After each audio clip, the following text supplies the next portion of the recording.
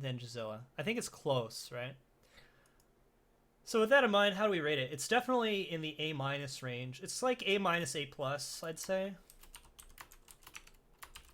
Fantastic bomb, or A minus slash A. Bomb, if you can flip it, it's one of the best or it might be the best bomb in the format.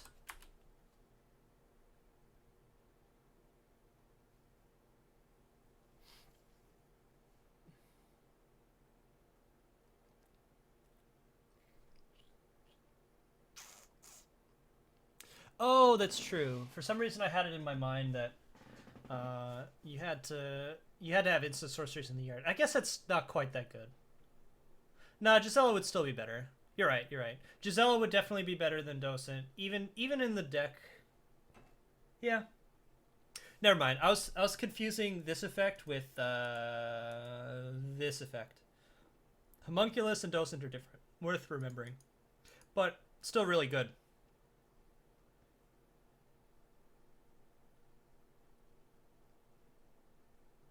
Yeah, there are definitely some other wizards in the format. Let's keep going. Drag under 2 in a blue. Return target creature to its owner's hand. Draw a card. This is good. This is going to be one of the better blue commons. Cause like compare this to Mana War. Obviously, Mana War is better because with Mana War, you're actually getting a creature onto the battlefield. Um, but this is comparable to Mana War, I think. I think Mana War in this format would be like a B plus. This is probably a B minus or a B. It doesn't like it's if you have a creature on the field already, this gets much better. But I don't think it's a solid B yet. It's one of the best blue commons, but I don't think it's a solid B yet. Let's call it like a B minus. Great tempo play.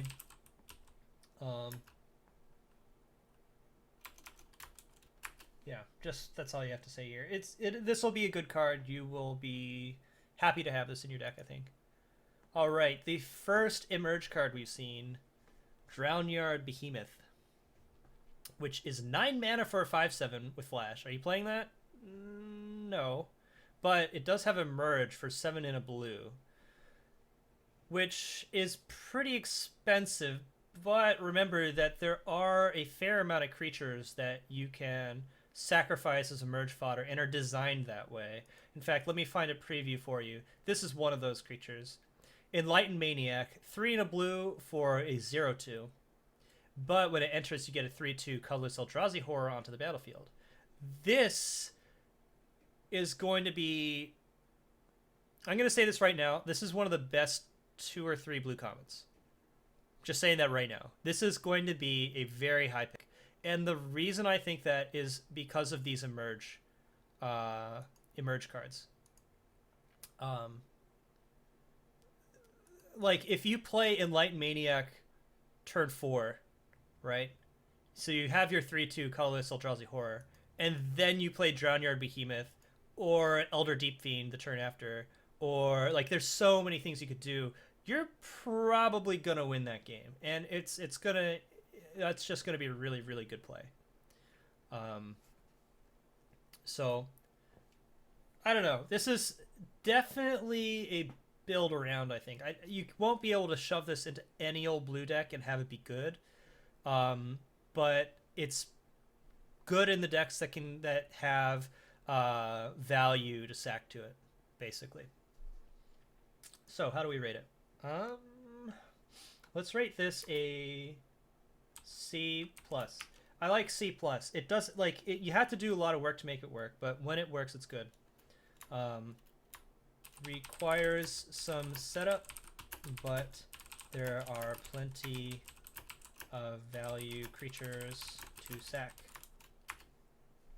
One thing to keep in mind is that bounce effects like Drag Under get a lot better when your opponent is sacrificing things. So if your opponent's playing Drownyard Behemoth, Drag Under becomes better. You don't think the reward is good enough? The Flash 5/7 is pretty sick, but It's just, well, think about this, Strand. What in this format attacks through a 5/7? Really, though. Like, what does that? Flyers? That's about it. Death touch creatures, skulkers sometimes. But beyond that, there's not much, right? So I think that the reward, yeah, other emerge cards and flyers. That's basically it. And Skulk. So, yeah. I don't think that this card is going... Like, when you have this on the field, it's going to be hard to lose. How much Death Touch is in the format? Not that much. At least not that I recall. We'll take a look at the black and green cards, see if there's any there, but not a whole lot. All right, next, Elder Deep Fiend, 8 mana for a 5/6 flash. So similar, but it's already seeming better. Even, you know, because it costs 1 less on its face, and it costs 1 less on its emerge, and the stats are really close. But you also get to tap 4 target permanents. So this is comparable to that angel that taps all your opponent's creatures. This is comparable to that. And I think this is about, yeah, probably about the same level.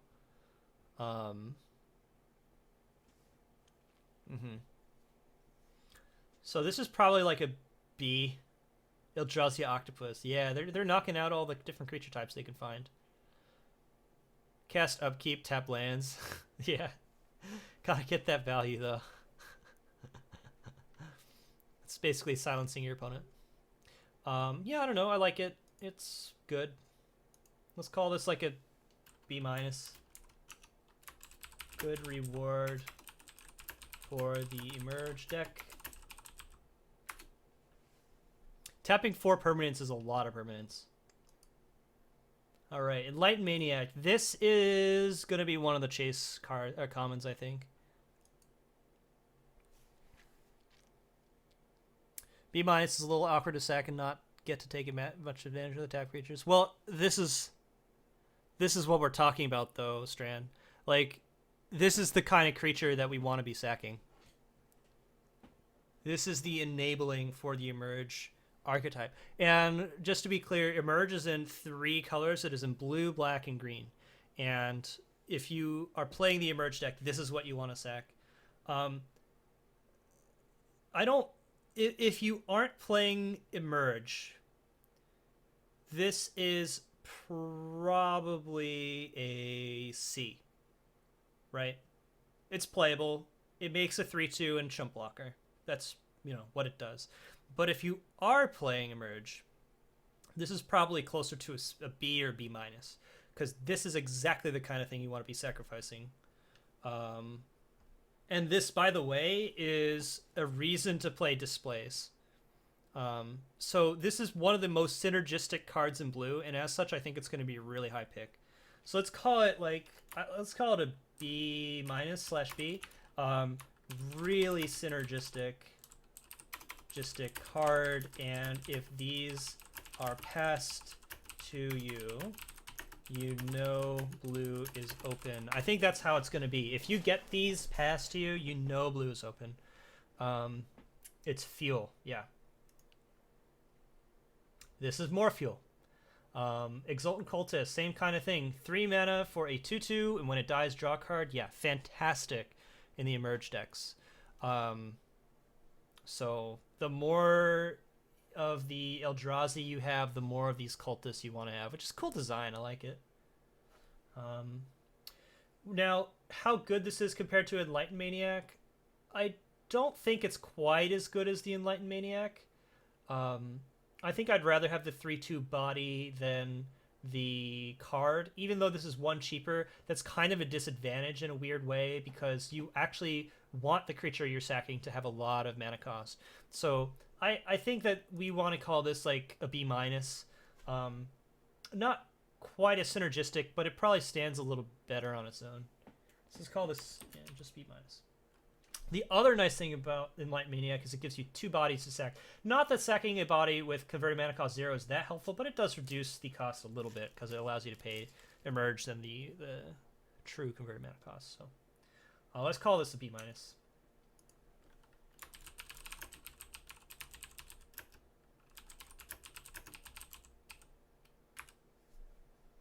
All right, what's next? Fog Walker, 2 mana for a 1/3 Skulker.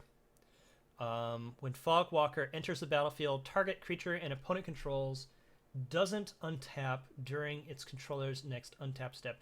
So how good can we make Seagraph Scob, really, though?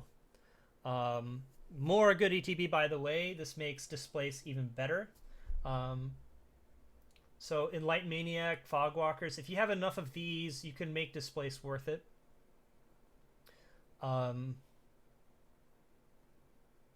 I don't think this is a B, Blackstormer. I disagree. At the end of the day, you can like a 1/3 for 2 is only so good. I don't think that this is B worthy.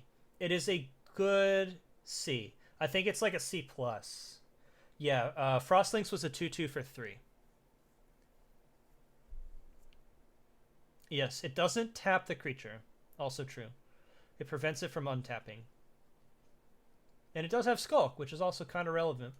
But I don't know. I don't love this, but I think it's a good C. Maybe like a C or a C plus. Compare this effect to what was that card? What was the land, the spell land in Battle for Zendikar? All right, you know what I'm talking about. The blue one that kept a creature from untapping. I think it's better than C minus Blackstormer. 1/3 is a decent sized body for 2 mana, and the Skulk is relevant.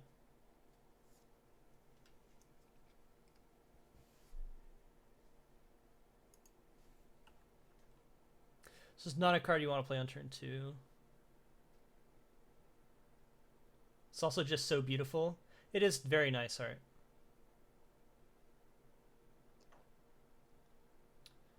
Sky something. Skyline Cascade. That's what it is. Yeah, that's the one.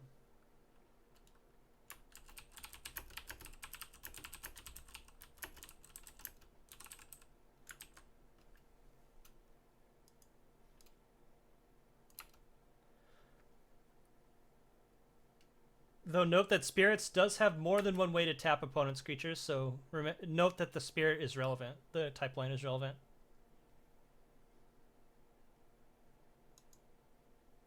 Fortune's Favor. 3 and a blue for an instant. Oh, this is one of my favorites. So, target opponent looks at the top 4 cards of your library and separates them into a face-down pile and a face-up pile. Put one pile into your hand and the other into your graveyard. So, this is basically Fact or Fiction. It's not as good as Fact or Fiction. But the mind games are real with this one because you can give your opponent a pile of 3 face up and, 1 face down. And if there's like 3 face up lands or like one creature and 2 lands in the face up pile, what do, right? Oh, this is so good. Yeah, this is one of the best designed draw spells we've had in recent memory, I think. But if you think about it, it's usually going to draw you 2 cards, and it feels Delirium.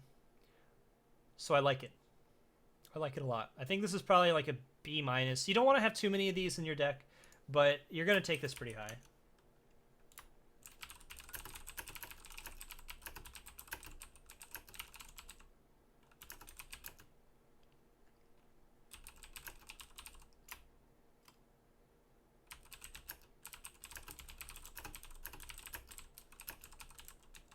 You don't think it's actually that good?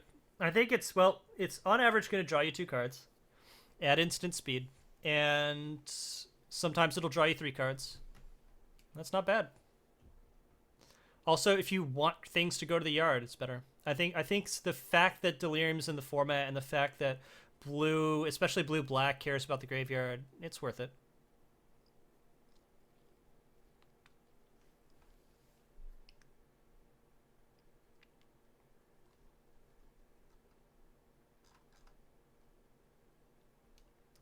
Yep. I think B minus is right. I could see it being a C plus, but either way, it's pretty solid. It's not a sorcery, yeah. Geist of the Archives.